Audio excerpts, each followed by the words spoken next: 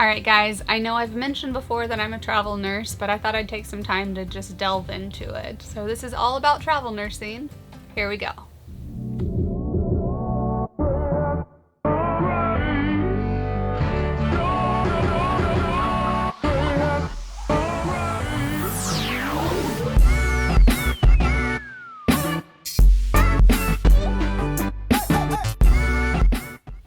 So a little bit about me, if you're new here. I'm Stephanie. The handsome devil behind the camera that you can't see is my husband, Mike.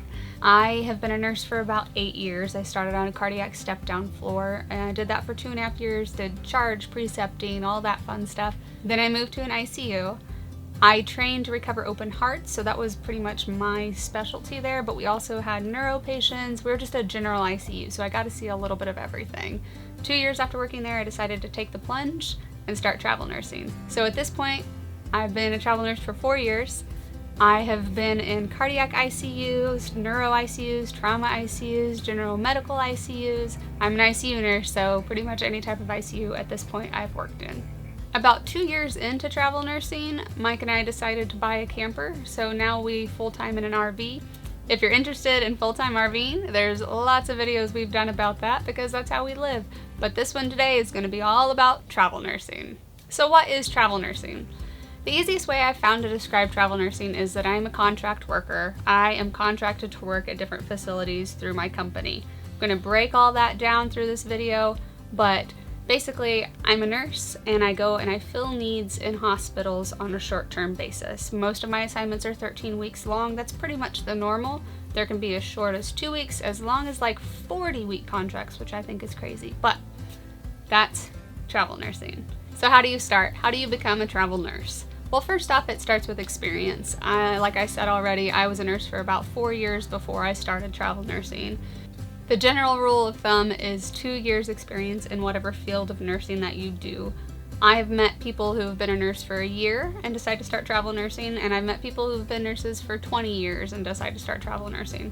There's not really a right or wrong answer. Like I said, general rule of thumb is 2 years. What it comes down to is your comfort level, and at the end of the day, you still have someone's life in your hands. So know that once you're thrown into this assignment, you are responsible. So if you're not ready, take some more time. There will always be travel nurse jobs. So once you decide to start, the first step really is finding a company. There are hundreds of companies out there. A lot of the ones that existed when I started don't even exist anymore. The easiest way to narrow them down is to figure out what you're looking for. Do you want to go to all 50 states? Then find a company that goes to all 50 states, because some only go to a select few states, some go all over the place. Do you want to make a lot of money? Then find a company that pays a lot of money. There are a couple companies out there that do 48-hour contracts. If you don't mind working 4 days a week, that's probably your best bet because they pay more, obviously. If benefits are important to you, definitely look into them. When I started, Mike was quitting his job, so we had to get benefits through me, so that was a big thing that I looked for. At this point in time, not as much, but that's a whole different story. With the company comes your recruiter. Your point of contact with that company is your recruiter. To me, after I had been looking for a while, that's what became more important. I was talking to a few different companies, and some of the recruiters would get right back to me. Other recruiters, it would take like days for them to respond. And it came down to, if I'm in the field and something bad happens and I need to get in touch with my point of contact, is it going to take them days to get back, or are they going to be right there when I need them? That's how I found Michelle. Shout out to the most awesome recruiter ever. I have been with my same recruiter for 4 years, if that tells you anything. Even though my company is merged with a couple different companies, I still have her to have my back all the time. Alright, so you've picked out your company. What next? How do you start? Once you pick out that company, you talk to your recruiter, they're going to say, hey, let's build your profile. Basically what that means is it's your resume, your work history, all your certifications. At this point, I think I've got like 6 or 7 different certifications I have to keep up with. They also help you remember when to keep up with your stuff. And they're going to talk about skills checklists. Skills checklists are the bane of my existence, and my recruiter knows that, so every time they're due, she'll text me and be like, Steph, I've got bad news. But basically what it means is they want to know what your experience level is. So I'm an ICU nurse. They send out all different checklists for all different types of ICUs, the devices, the population, everything. Say, how experienced are you? What's your level of confidence with it? Once you fill that out, it's only usually once a year that you have to update that. So once you get that all together, that becomes your profile. Then you start looking at jobs. You tell your recruiter like, hey, I want to go to this state, or I want to go to one of these 3 cities, or I want to make at least X amount of money a week. The recruiter will look out, find what jobs fit your specifications, especially if you want just days or just nights. They'll pick out a couple jobs, show them to you, say, do you like any of these? Say one stands out to you, you're like, yeah, I kind of like that one. It's days or it's nights and it's in that city that I wanted, or it's making that money I wanted. Let's go ahead and submit to that. What does submitting mean? That means that your recruiter will take that profile, bundle it all up, and send it over to the facility. Facility gets it, opens up the profile, and they're like, dang, she looks cool. Looks like a good fit for the job. Let's give them a call. Then usually that facility gives you a call, and that's your interview. So the interview. Basically, it's a phone interview, but it's just like a face-to-face interview. They'll ask you a little bit about yourself, tell you a little bit about the facility, and then generally at the end of every interview, I've had an opportunity to ask questions. Even if I haven't, I've been like, hey, I've got some questions. When I first started, I had this paper sheet of 10 questions I absolutely asked. I wanted an answer to every one of them. Now at this point, I just kind of have a few in the back of my mind. I've gotten used to it. I know what's important to me and what's not. I'll drop those questions beneath what I started out with. Take them as you will. Use them if you want them. They were a good starting point for me. So the interview goes well. You like the sound of it. They like the sound of you. You get an offer. Your recruiter says, yay, we got an offer. I'm going to send you over a contract. So with the contract, there's a few important things. There's really 2 most important things to me. One is going to be call-off allowances. Now what that means is, say it's a 36-hour-a-week contract, you want guaranteed hours. The ideal situation is under that call-off allowance, it says guaranteed hours. Now what that means is that you are going to work 36 hours and the facility is going to pay you for 36 hours. Say census drops low or staffing's too high and they don't need you, even if they call you off, you don't volunteer for it, but if they call you off, they're still going to pay you to sit on your butt at home. A lot of contracts are call-off allowance once every 4 weeks. In a 13-week contract, that means basically once a month they can call you off and not pay you. I've never taken a contract that has a once-a-week call-off allowance, but I've had friends who have, and sometimes you get really unlucky and staffing just goes up or census goes down and they call you off once a week. That means you're only getting paid for 2 days a week and you're only getting about 2/3 of what you expected to get for that whole contract. Not ideal, so definitely look at that. The other thing is pay. The money! Everybody wants to know about the money because travel nurses make a fair amount of money. On the contract, it's generally broken down into your contracted base rate, and that's usually around $20. And you're like, what? I'm only making $20 a week? What that is your taxable money. Where the bulk of travel nurse money comes from is tax-free stipends. Those are generally broken down into 2 different categories. One is your meals and expenses stipend. That changes. It changes depending on your cost of living, the area you're going to, or what the facility is willing to pay. The other stipend is your housing stipend. That's generally a good chunk of change. That's usually your highest stipend and where most of your money comes from. So with a housing stipend, you can either take that and take your tax-free stipend, pocket it, find your own housing, or you can take what's called company housing. And when you take the company housing, it means the company you work for will find you a furnished place for you to live, but they don't pay you that housing stipend. So again, that's a good chunk of change. We have never taken company housing. We've always taken the housing stipend, pocketed it, found our own place. And for the first 2 years that Mike and I did this, we did short-term apartments, we did Airbnbs. Airbnbs really were the best for us in that situation because they came fully furnished and we lived in some really cool places.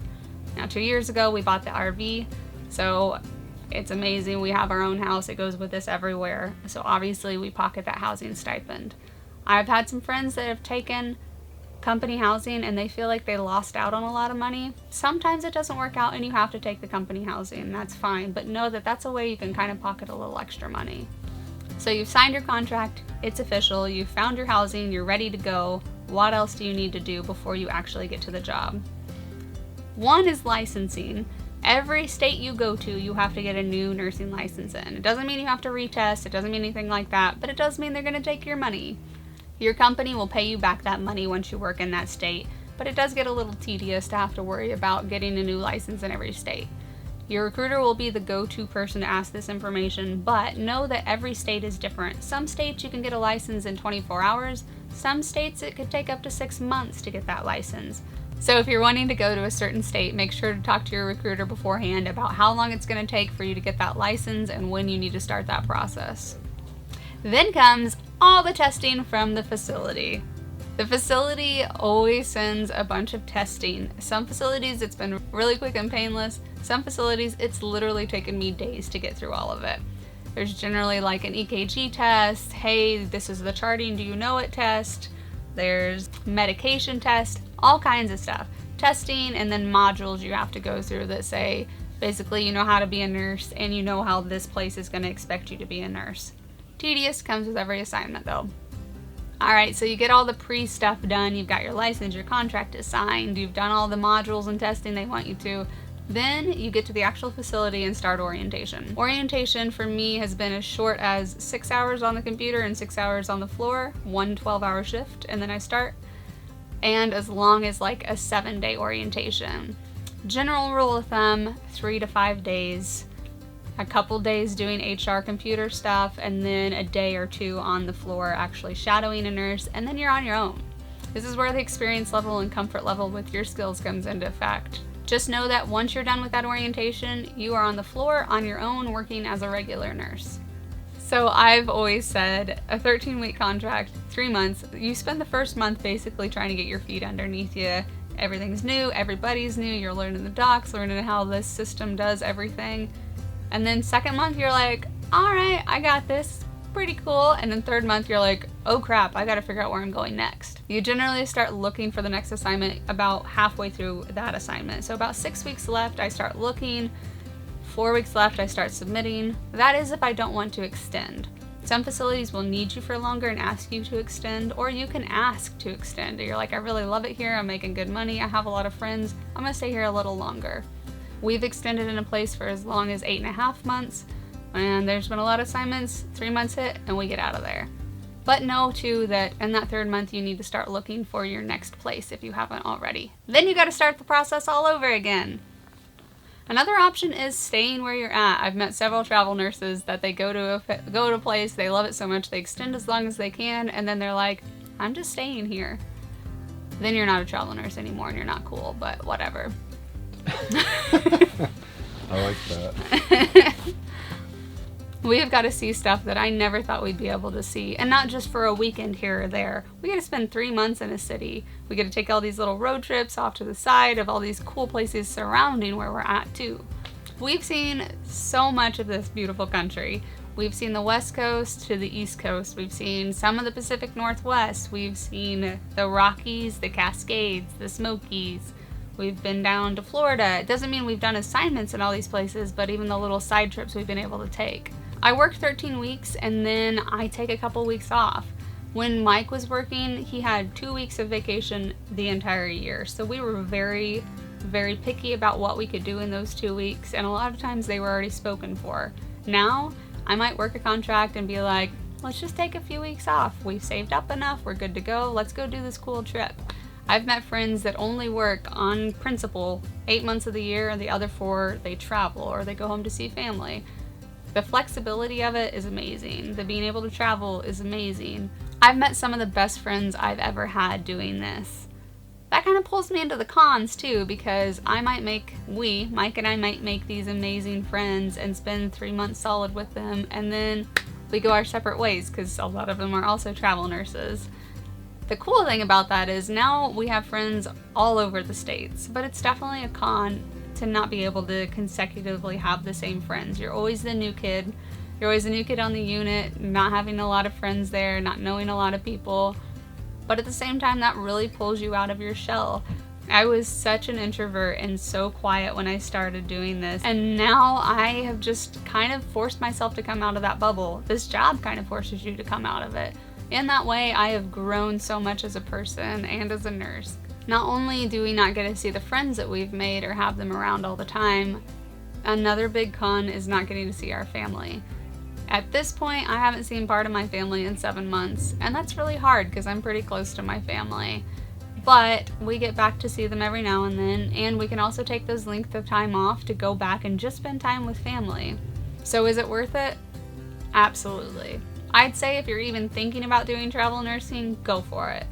Worst case scenario, you try it out, you're like, this is miserable, I hate it, I'm done. You go back, and that's it. You have that experience, you can laugh about it later. You might learn a little bit on that too. Best case scenario, you love it. You get to see the country, you get to make new friends, you get to grow as a person and a nurse, and you get paid. You get paid a fair amount. You also can take that experience back to whatever permanent job you want or whatever you want to do after this. So definitely try it. That's my advice. So that's a little bit about travel nursing. If y'all want to know more about it, definitely let me know, because obviously I could talk a lot about this.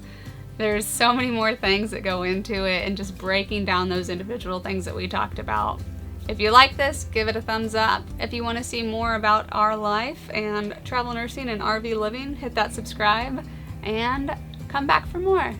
See you next time. I just winked and I don't know why I winked.